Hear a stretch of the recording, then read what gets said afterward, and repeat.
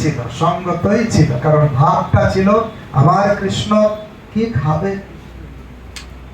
যদি এই দুগ্ধকে সংরক্ষণ না করা হবে, তাই যশোদা মা যখন গিয়েছে, কৃষ্ণ তো রেগে ভয়াল, কৃষ্ণ অনেক রেগে গেছে, রেগে ঠোঁট কামড়াচ্ছে আর বলছে মাকে কিছু করতে হবে যাতে মা কষ্ট পায়। মা কষ্ট করে করে কি করেছে, এই ভাণ্ডতে মাখন রেখেছে, আমি ওটাকে ফুটো করে দেব। তাই খুঁজে খুঁজে নোড়া পেয়েছে, শিল যেটা হচ্ছে বড়, নোড়া হচ্ছে ছোট। নোড়া দিয়ে কি করেছে, উপরে মারেনি, এত বুদ্ধি, উপরে নামের নিচে পট করে মেরে দিয়েছে। আর নিচের থেকে উপরে দেখছে সব ঠিকঠাক আছে, কিন্তু নিচের থেকে সব পড়ে যাচ্ছে। পরে কৃষ্ণ ভয় পেয়ে গেল, আরে এত মাখন সব পড়ে যাচ্ছে, মা তো ধরবে পিটাবে, তো পালাই পালাই। তাই বলে ছুটে পালিয়ে গেছে। পালানোর সময় পায়ের ছাপগুলো থেকে গেছে, কারণ ওই মাখনের উপরে পা দিয়ে দিয়ে গিয়েছে, পুরো ছাপ পড়ে আছে কোন দিকে গেছে।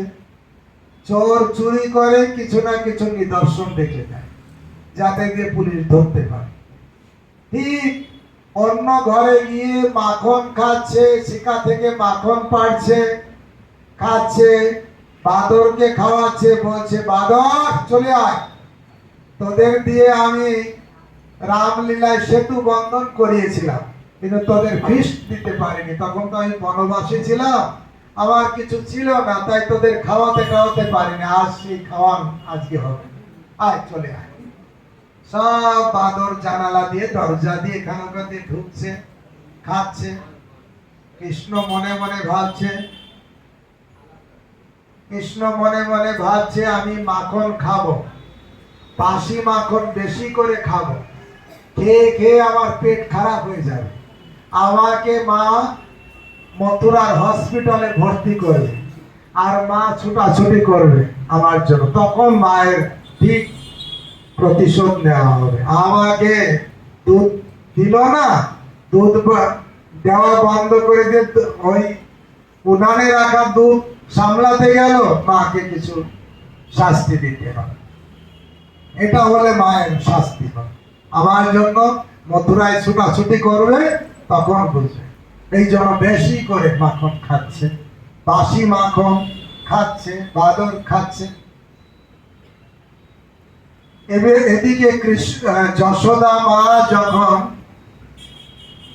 দুধ সামলে যেখানে কৃষ্ণকে রেখেছিলেন সেখানে এসেছে, কৃষ্ণ নেই, বুঝতে পেরেছে দুষ্ট কৃষ্ণ কিছু একটা করছে। দেখলো ভাণ্ড ভাঙা, এই কৃষ্ণেরই কাজ। তখন তার পায়ের ছাপ দেখে দেখে অন্য ঘরে দেখছে, আর কৃষ্ণ অলরেডি উদুখলটাকে উপর করে রেখে মাখন পাড়ছে, খাওয়াচ্ছে, ভাণ্ড ভাঙছে।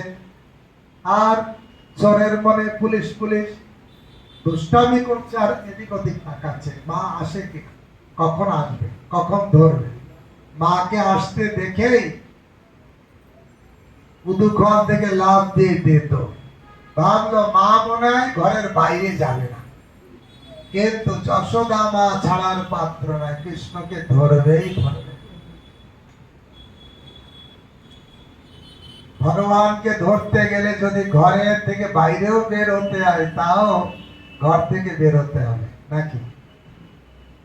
আচার্যরা বলছে আমি ঘরে না যাইব, বনে প্রবেশিব, অলীলা রসের তরে, ত্যাজি কুল লাজ ভজ ব্রজরাজ, বিনোদ মিনতি করে।